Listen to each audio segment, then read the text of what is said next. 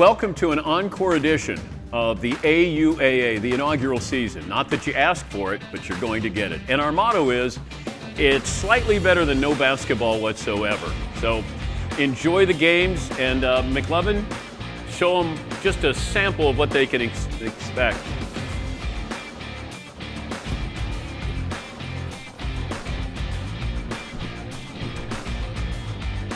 Enjoy. It's finally here. Week 1. The faces you know, and some you don't. But one thing's for certain, they'll be winded.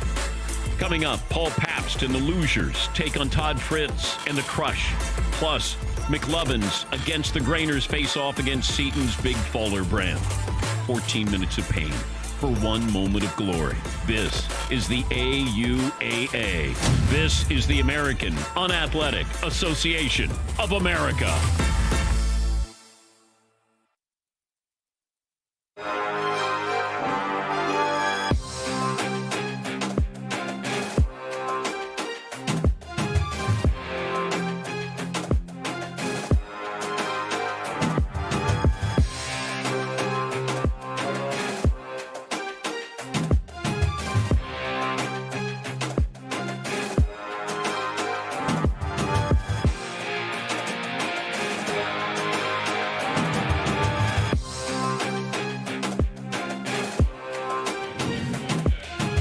It's another staple in the Dan Patrick Show as we welcome you to the Dan Patrick Show Fieldhouse as it's week 1 of the inaugural season of the American Unathletic Association of America as Team Crush taking on Team Losers in Game 1. Big Faller brand will follow taking on Against the Grainers. As we take a look at our first matchup, Team Fritzy, Team Pauly, the top 2 picks in this year's draft is Todd Fritz taking Dan Overlock with the first overall pick, Team Pauly going with Marvin Prince as the second pick. They'll look to kind of lead their teams as they go into this week 1 game, get the first win of the league, and perhaps get that first step toward making the run at the championship. We had a guest analyst break down each team's game. It's Jay Billis. We'll start with the Team Crush. The Crush.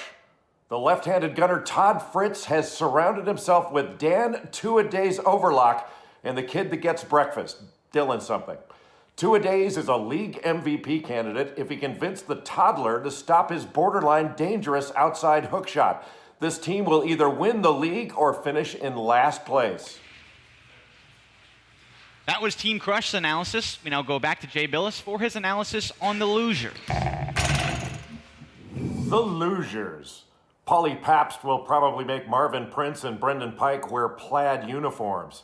If I ran this squad, I would institute a rule that only Marvin can shoot. But with Pauly's over-competitiveness and over-confidence, this will be tough to pull off. Pike could be a defensive stopper, akin to the late 80s Dennis Rodman. It's all on you, Marvin. Good luck. As we get the analysis, now we break down just the teams warming up as well as the rules. It is a half-court league, so the rules are a little bit different. We do go with the scoring, same scoring as we used to. 2s and 3s, however, 7-minute half followed by a 2-minute halftime break. Call your own fouls, so there may be a lot of fouls or no fouls at all. The walls are out of bounds, and if for some reason one of these games goes to overtime, Kansas City Chiefs rule, first 3 made, each team gets at least 1 attempt to take the win as the horn sounds, and we're ready for some 3-on-3 basketball here at the Dan Patrick Show Fieldhouse. As the Losers missing their team captain, Paul Pabst running in.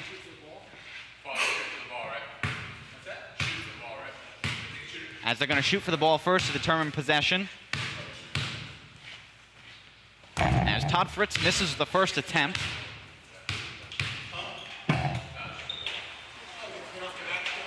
So now it's going to be the Losers that will start off with possession.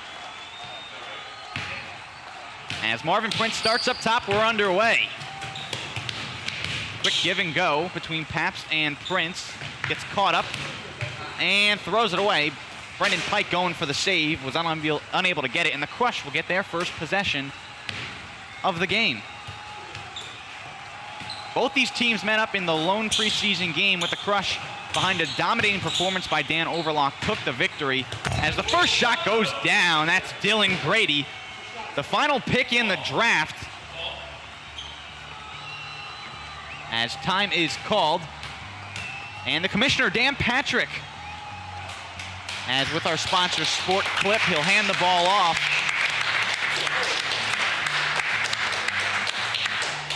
Good way to start off the 3-on-3 league. Dylan Grady getting the first bucket as the mascot now walking away with the ball. Pap's going for it. Instead, he'll get a new one. 2-0, the Crush on top in the early going. As with the turnover, Grady gives it to Overlock. Can't finish. Paps with the fake, the scoop to the hoop off the mark. Loose ball tracked down by Pike.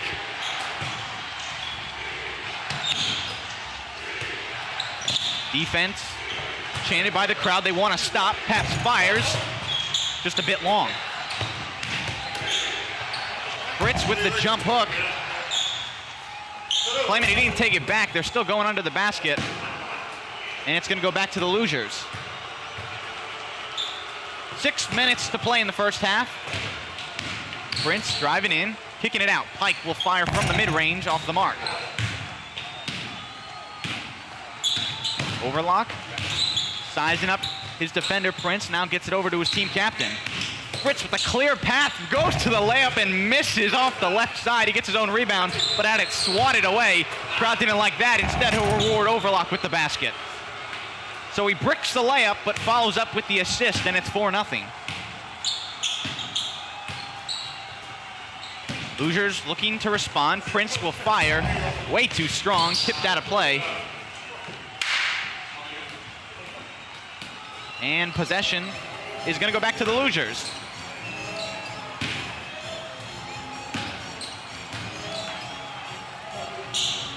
It is pass-in, so they have to get the movement around. Prince airmails the throw to Pabst, it's a turnover.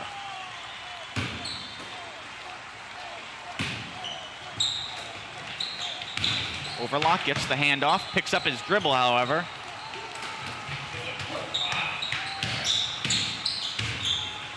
Grady gets it back up to Fritz. He'll get the screen.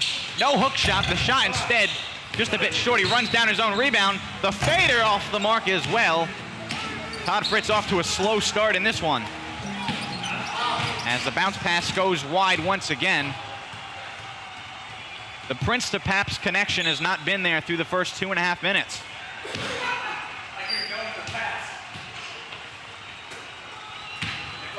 Four nothing the score. As Overlock from the left elbow sinks it. So the Crush off to a strong start. They've yet to allow a point so far. Losers hoping to change that and change that quickly. Prince guarded by Overlock.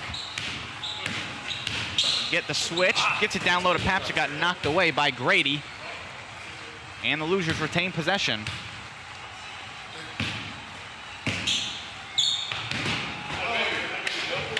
As the initial pass tipped out of bounds. I'll tell you, Crush playing some solid defense in the early going.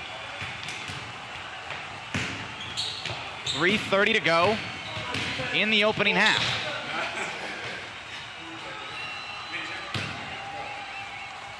And we have our first foul called, I believe, as Prince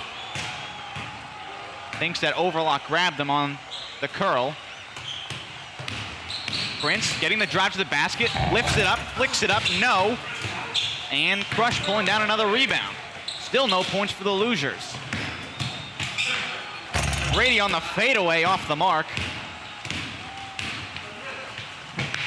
Prince with the hop step and turns it over. Grady gets swallowed up by the defense, finds an opening, leaves it short, gets his own rebound, and got blocked from behind by Prince. Fritz, the one-handed pass almost goes out of play. Instead, he'll fire for three. It hits the top of the ceiling.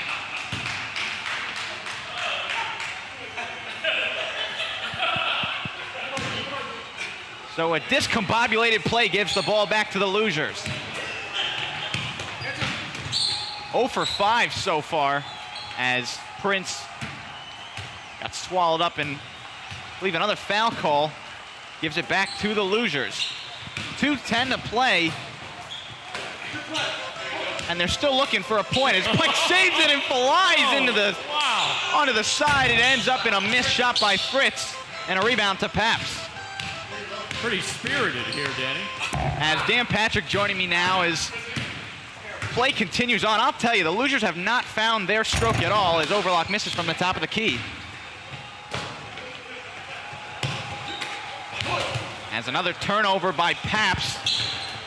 The behind the back pass, Overlock from the mid-range, off the back iron, and off. 1:30 to go. Losers still without a basket. Paps gets to the basket, off the glass, leaves it just off the mark, and the Crush still holding them scoreless. Oh, here comes the hook. Oh! Off the glass and too strong. Todd Fritz off to a slow start in the first half. However, his team picking it up. Prince looks to get on the board. No good. Offensive rebound goes to Paps. He'll take it back out with 1 minute to go. The fake shot down low. As now they're looking for someone. Pike. Pump fakes again. Skips it. He can make that shot. He'll take it. And still can't get it to go. Team Paps continuing to struggle as Overlock knocks down the left wing jumper. 8-0 the score. As the passing deflected. As the dribble bounce pass goes to nobody, flips it behind him, but it goes to the other team. That's been the story of the first half. Ooh, good ball movement. Overlock with the pump fake, drives in, got swatted from behind. We could hear that from back here.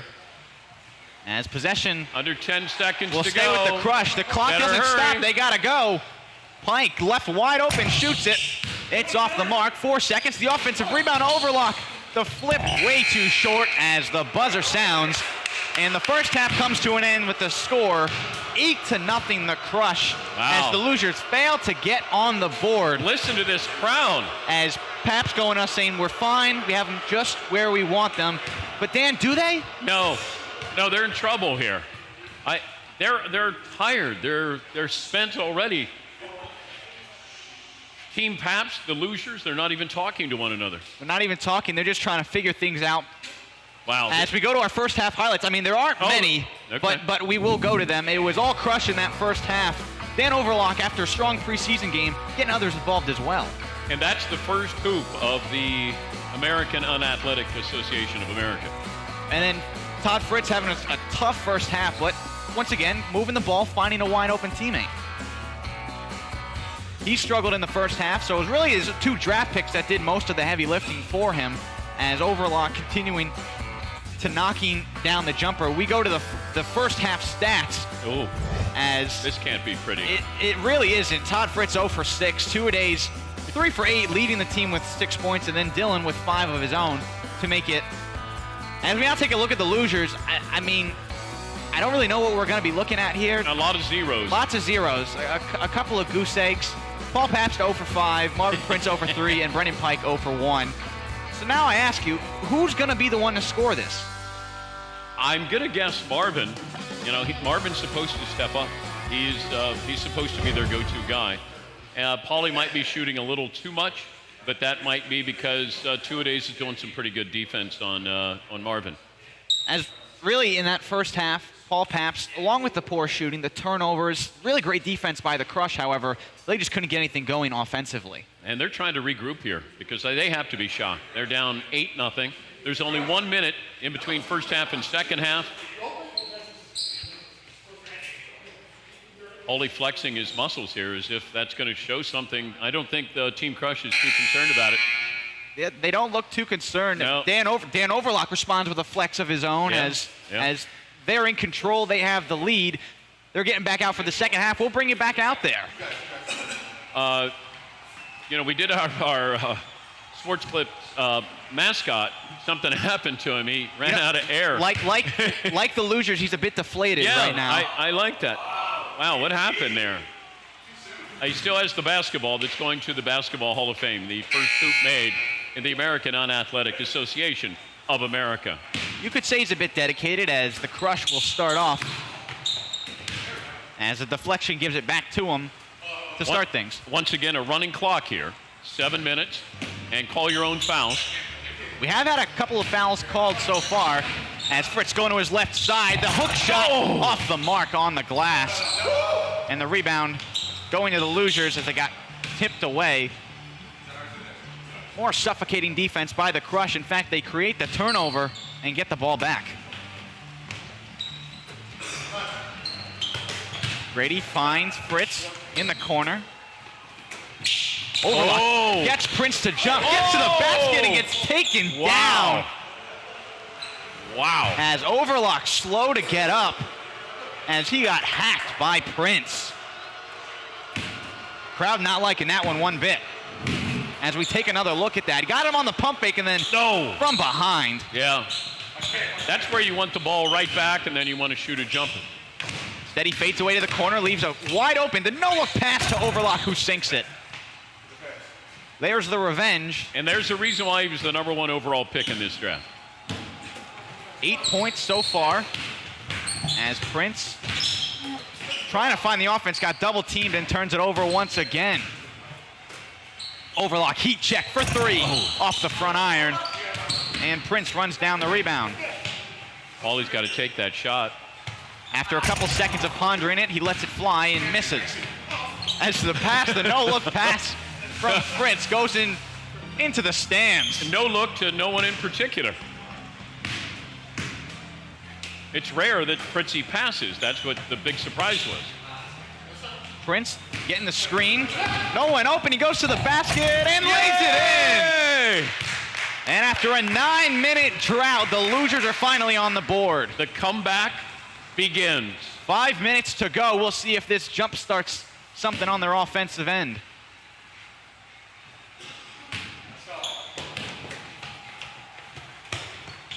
Grady will get it back up top. A little give and go. Another fader by Grady goes off the mark. Paps will just let it go out of bounds. Dylan was trying to find shoes that matched the shirt, and he couldn't. That's as close as he could get to fluorescent orange. The traffic cones. Paps backing down the fake pass. He's 0 for 6. Elects to pass it up and gives it to Pike, who airballs it. But the ball goes back to the losers. Still plenty of time here. 4:10 to go in the game.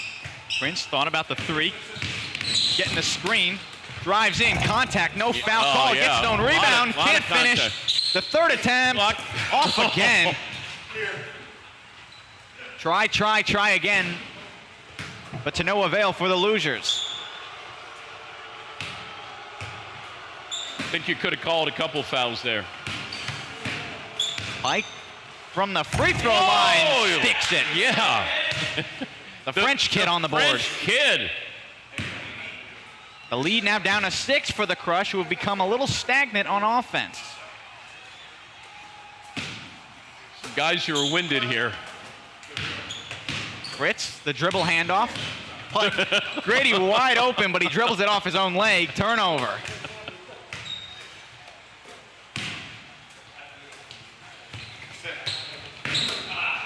But he makes up for it with the steal.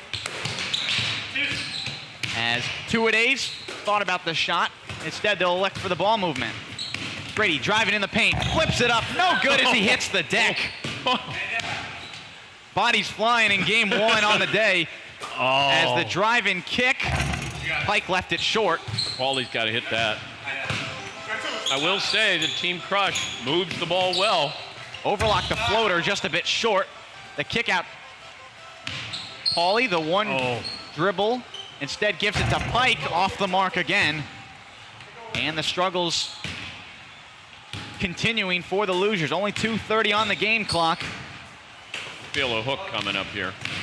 And here comes the hook, the double team, and it's off the mark again. Hook shot has not been Todd Fritz's friend today. As Paps gets to the basket. Nice move. The scoop shot off the mark, 0 for 7 for Paps. As the ball tipped out of play. Approaching 2 minutes here. Team Crush so far dominating. Losers looking for a stop. They have outscored the Crush 4-2 in the second half. So progress, I guess you could say, as Grady misses long on the jump shot. Prince behind the line, misses the three. Pike can't save it. Didn't want to dive over press row, I guess. You gotta want it. You gotta want it. And the ball goes back to the Crush with 1:40 to go.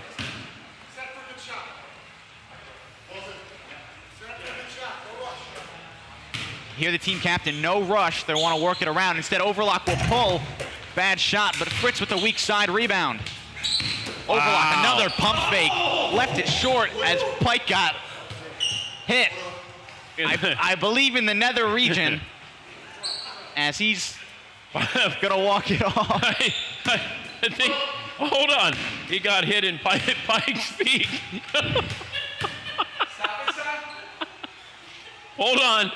As they're gonna. Okay. I think this is the low instance where we could stop the clock. Maybe we should stop the clock.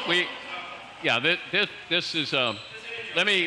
This is unprecedented territory. We've never had one of these instances happen. I think. Okay. Brendan, you okay? He's all good. Double thumbs up. We're ready to go. Okay. 55.7 on the clock. Here we go. Smart shots, and instead, Grady fires up the three. Seems that Fritz has lost his team. Not listening to his directions. Yeah, he's not really. Oh, Paulie, nice extra pass to Pike. Oh, He can't no. finish. A costly miss for the losers as time winds down. Overlock on the pull-up. No good. And the quick rebound. Got to get some shots up here. Paps driving in. The flick shot got blocked. The rebound no good either, and Fritz gets the rebound as time continues to wind down with 15 seconds to go. That should do it. And it's looking like as the Crush, as Grady takes one more shot for three, and it goes. An exclamation point on this one as the Crush cruise to the 13-4 victory. Just a dominating effort in the first half led to, I wouldn't say an equally dominant, but being able to hold the losers to only 4 points in the game to get the opening game victory. Impressive performance there. Team Crush moved the ball well. Had a moment there where it looked like it was going to slip away from them, and they came up with a victory. So very impressive as one game in the books in the American Unathletic Association of America League. As we're going to go roll the Sports Clip MVP, as the AUAA is proudly sponsored by Sports Clips, but only these 5 locations: Milford, Fairfield, Shelton, Brantford, and Norwalk, Connecticut. Visit any one of these 5 Sports Clips for the ultimate MVP haircut experience. Speaking of which, let's take a look at who had the Sports Clip ultimate MVP experience in our first matchup, the one and only Two-A-Days, as he will be joining us for the post-game interview. Let me see if the microphone works there for Two-A-Days. As we're going to try and fit Two-A-Days over onto press row, as we're going to have Two-A-Days take a seat here. Hey, man.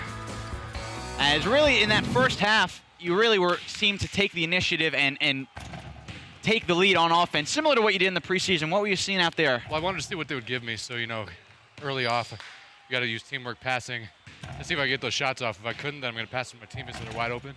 I couldn't ask for better guys. Dylan, Todd, Fritz. They're really great teammates. You hold the losers to no points in the first half, only to 4 points the entire game. Was there some strategy on the defense, or was it just kind of, guard a guy? Our captain, Fritzy, was right off the bat. He's like, play defense. We could get points, but he wanted defense, and that's what we gave him. You told me earlier today that you were feeling a little bit under the weather. I mean, how are you feeling right now after that performance? Hey, you got to put it all behind you and just play hard, play through anything, Dan Overlock, Two-A-Days, our MVP for Game 1. As stick around as Game 2 between Against the Grainers and Big Faller Brand coming at 1 o'clock. We hope you'll stay with us as we got another good one on hand. The team led by Sean O'Connor taking on the team led by Andrew Perloff. We hope you stay with us.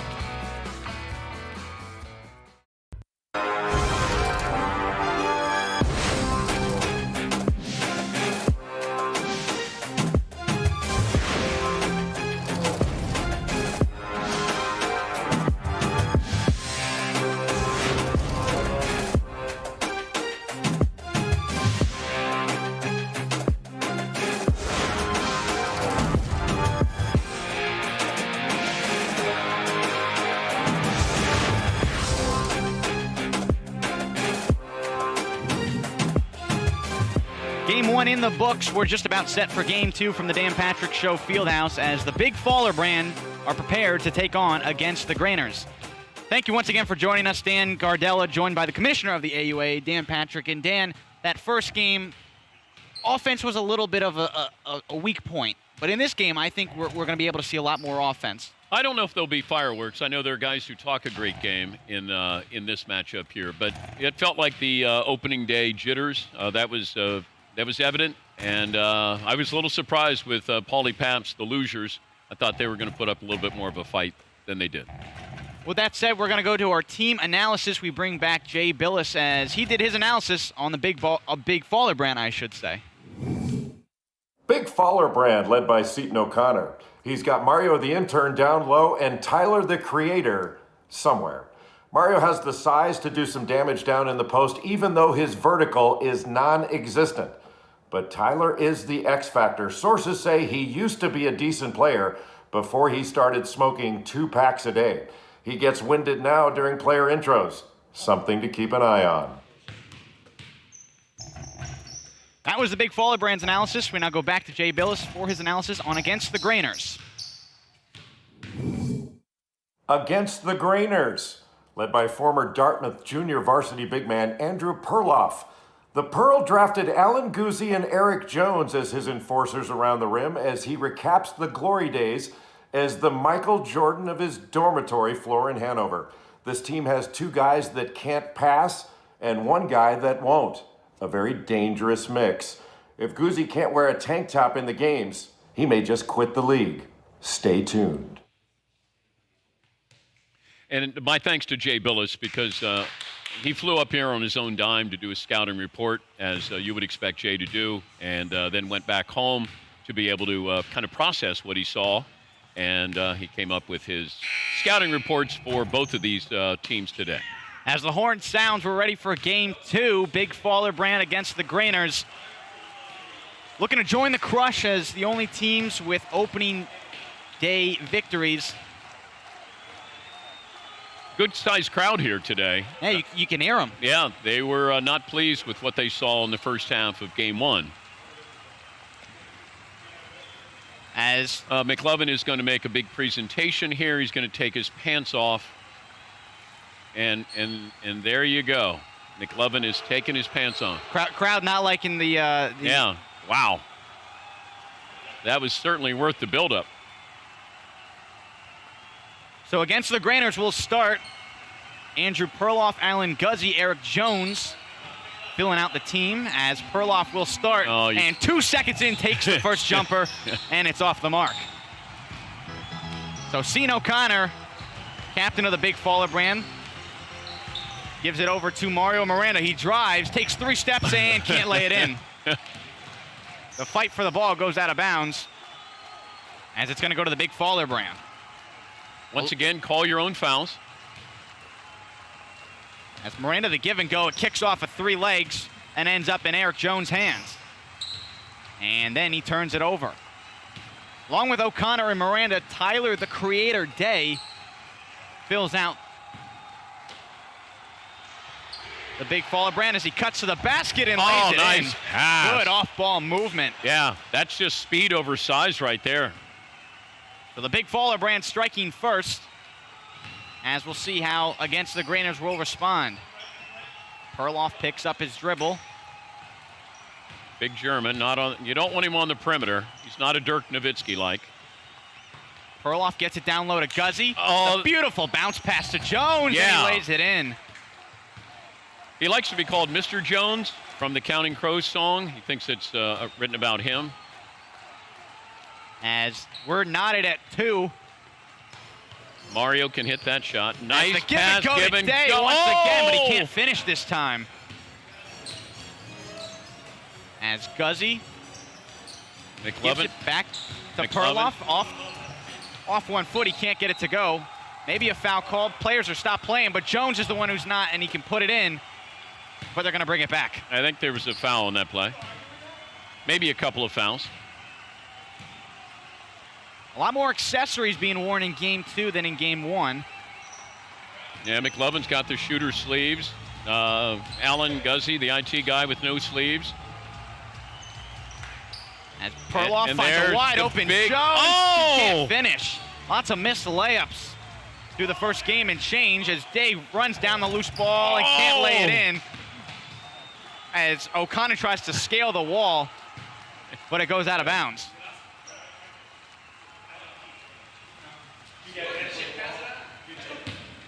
Two and a half minutes in, we're still tied at 2. When you take it up top of the key, you do have to pass it in. You can't create a shot on your own. O'Connor trying to get past Perloff. Good defense. Seaton. Gets Wow. checked. The double team. Miranda Day right inside the free throw line. He can't finish. Nice But rebound. Miranda Nice rebound. Fighting for it. Thought it was a fadeaway shot. Instead, it was a pass to O'Connor, but he misses. And it goes out of bounds. So still no real offense through the first 3 minutes now. 0 for 3 early is O'Connor. And he'll look to make up with it on the defensive end. Perloff has been quiet as well. Guzzi gets the pump fake. He'll drive in before kicking it back out. Perloff puts O'Connor to the ground but can't finish. Gets the offensive rebound and still can't finish. Oh. Nice rebound. Crowd not happy by the lack of offense. As Perloff to Guzzi, just inside the free throw line, no good. Perloff once again on the offensive rebound, can't finish. Guzzi for the third time, Yeah. it falls. Alan Guzzi, the no sleeve uniform. And he tucks in his jersey. As Day trapped down low by Jones. Remember, he had a serious pick set on him in the preseason. Preseason, yes. Put him on his backside, he airballs the jumper. Yeah, these two, they had a run in. Guzzi will try Guzzi- again and banks it in. The Well, IT guy. This shouldn't come as a surprise. He did beat his 14-year-old son in a free throw shooting contest, so So he says no video. Probably the Miranda on Best- the reverse can't get it to go. Alan Guzzi probably in better shape than anybody out here. You can't leave McLovin open too many times because he's a very dangerous shooter. Another miss, however, for him. Yeah. He's 0 of 5 to start. Yeah. Yep. Do you think it's the arm sleeves that are slowing him down? No, I just think it's the regular season. These guys all caught up preseason, having fun. And then all of a sudden, this is real. This is serious. I thought we'd see a little more offense out of this guy. O'Connor. And The flip up and it goes. There's your highlight. Yep. Okay. He's clapping like he planned it, but we all know it was a rescue line there. It's now 6-4. Perloff picks up his dribble again. He's been getting D'd up so far. I never thought that Alan, the IT guy, would be their go-to guy. I would have thought they're doubling. They may be doing a box and one on McLovin. The big German underneath. Can't finish. Miranda with the rebound. As the pass down low got picked off by Guzzi. Perloff the fadeaway, leaves it short once again. O'Connor whiffed on the rebound, and it ends up in Day's hands. He's now triple teamed. There you go. The pass out. Eric Jones with a little screen close out there, scared Miranda a little bit. Oh, boy. O'Connor for No! three. It's good. And the Big Faller brand takes their first lead of the night. 7-6 with 42 seconds to go in the first half. Perloff from short range, that's money. Yeah. Andrew Perloff on the board for the first time. It's 8-7 with half a minute to go. Oh, they're trying to tire out the big German. Day loses his footing.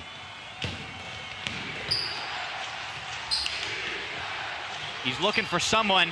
15 seconds to go. He'll throw it up instead. It just nicked the rim. 10 seconds. They get a shot off. Guzzi with the IT, jumper, no no. good. 3 seconds, 2, 1. The Didn't shot get it off in time. does not count as we go to the halftime break against the Granners, holding on to the 8-7 lead in a far more entertaining first half.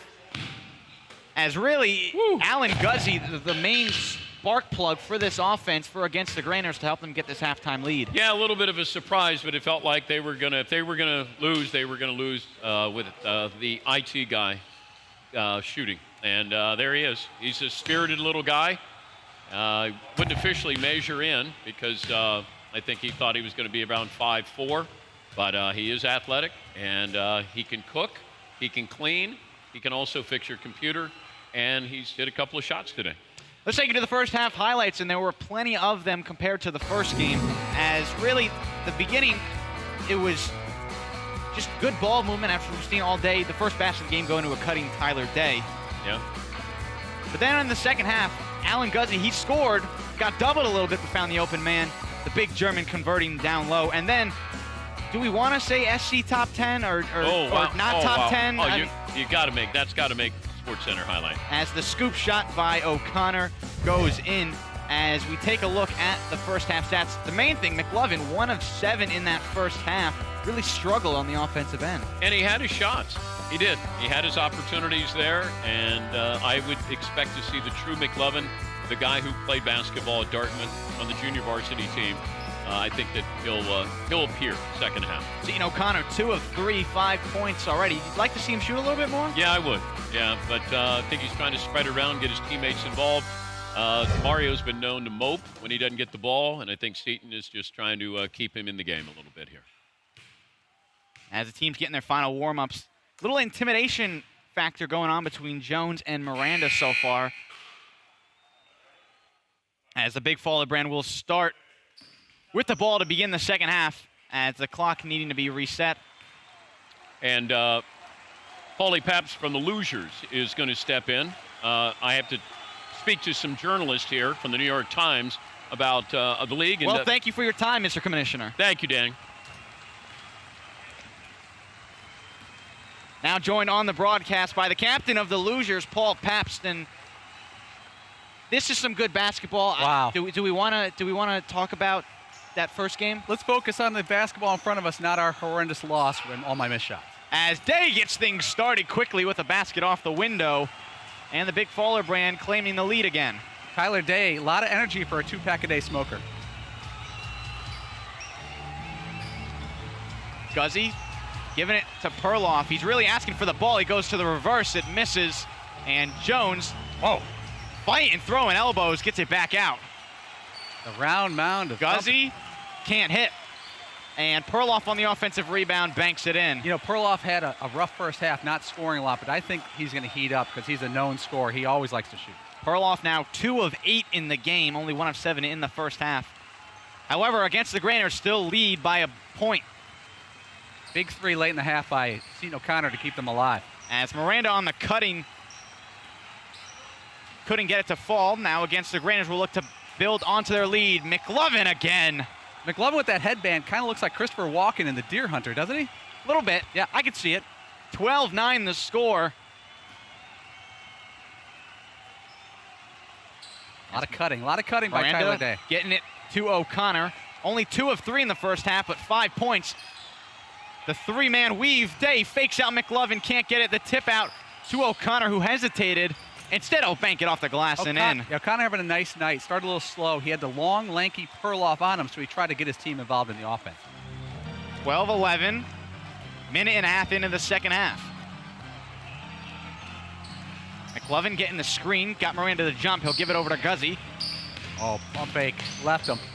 As he gets composed and still can't hit the layup. Or the bank shot, I should say.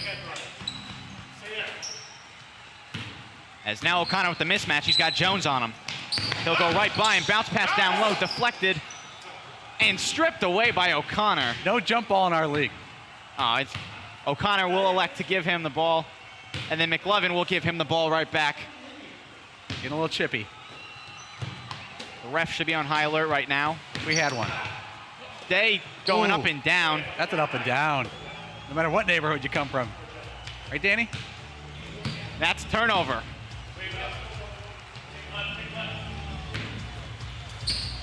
Standing room only in this place for the second game. Fans on their feet as the IT guy gives it back out. McLovin sets, drives right by, and still can't hit. The big German kicks it back out, and Guzzi will set things up again. Oh. As he loses the ball, falls, gets up, and airballs the jumper. Miranda going baseline and lays it in. The explosiveness, like a young Steve Francis. Lulled Jones to sleep and went baseline. And the big Fowler brand now lead 13-12 with just under 4 minutes to play.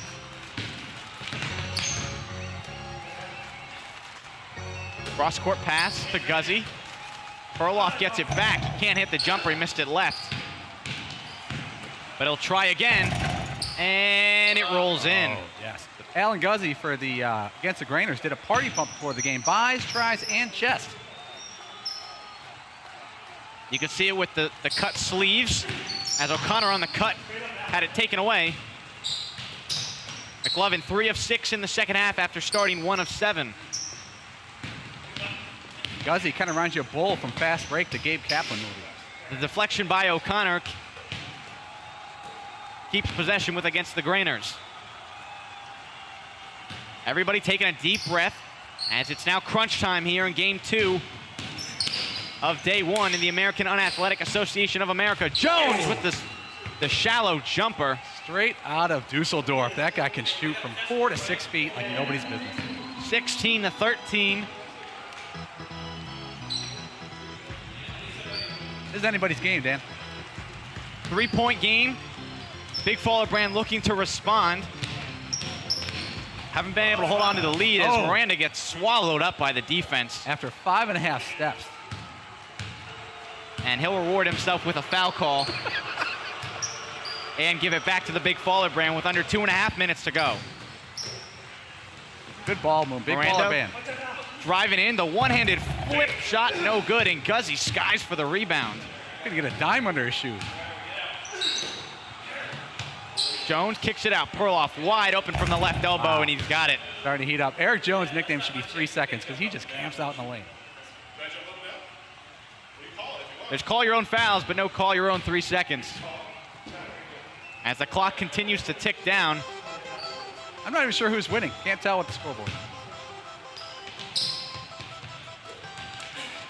Against the grain, looking for the defensive stop. Day with 600 pump fakes.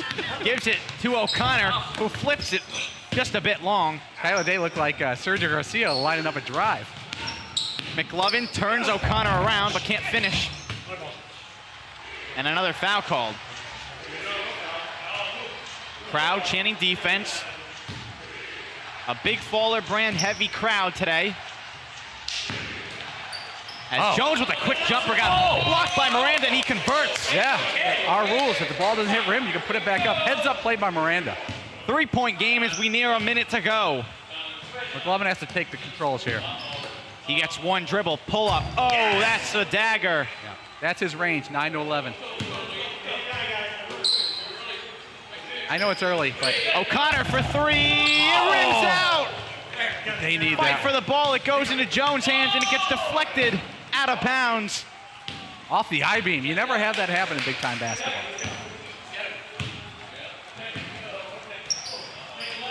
Against the Grainers can take their time. I put the trap on. McLovin knows.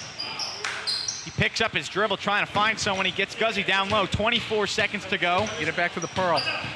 As he gets deflected out of bounds. But it stays with against the Grainers. Time running down. And this may do it.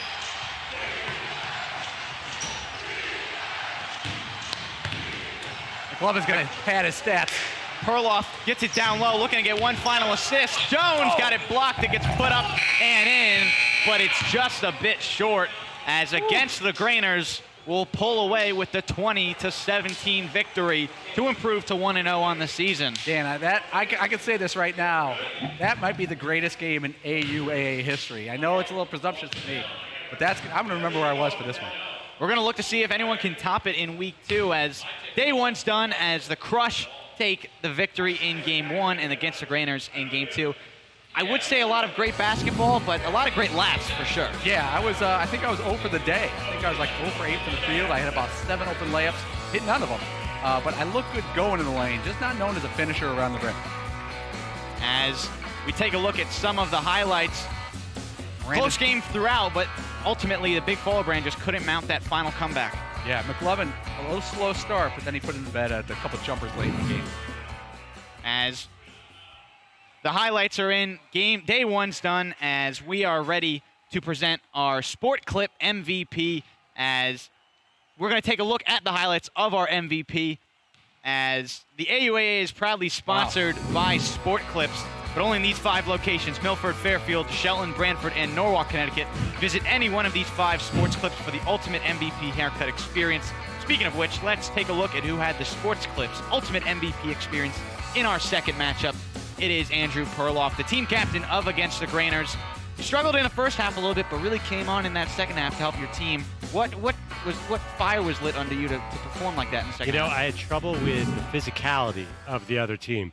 Basically, every time I drove, I would run into Mario because he takes up half the lane, and he's very good on defense. That caused me a lot of problems. It was teamwork, though. It was the big German in the middle. It was Allen just flexing on the board. Because they're a really good team, by the way. I got to tell you, we beat the best of the best, except for maybe the other 2 teams in the league. Those are my top 3 other than our team. Alan Guzzi, had the 4 points to really help you guys in that first half. But, other than that, 16 shots for you. Was it clear that you wanted to have the ball in crunch time? I guess so, because there's always a fear that Eric is going to turn the ball over when he shoots. Now, that headshot of Eric, by the way, it's interesting. That's from his brief stint in prison.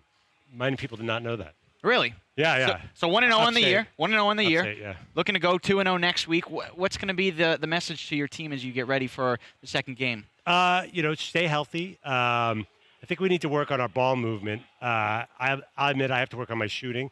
I think my teammates carried the day. I'm sitting here representing Alan and Eric. I honestly could not have played worse, but the big German and Alan are strong teammates. It's Andrew Perloff, the MVP of Game 2, as that wraps up day 1 of the AUAA 3-on-3 League. We're back next week as we take a look at next week's matchups. And really, it's going to be a doozy as Paul Pabst and the Losers take on Against the Grainers and Team Perloff, as really the Losers looking to avoid going 0-2 to start the year. And then on the second game, we have a doozy as the Crush and the Big Faller brand. Same story, Crush looking to improve to 2-0 with the team captain, Todd Fritz, leading the way. And that'll wrap it up for day 1 of the AUAA 3-on-3 League. Like I said, we're back next week. 12:30 is the first game. Great basketball? No. Funny basketball? Absolutely. We hope you join us next week. Until then, I'm Dan Gardella. Wow, wasn't that exciting? Bird versus Magic, Jordan versus the Pistons, Magic versus the Celtics. This was nothing like that. But it's sort of our version of Netflix.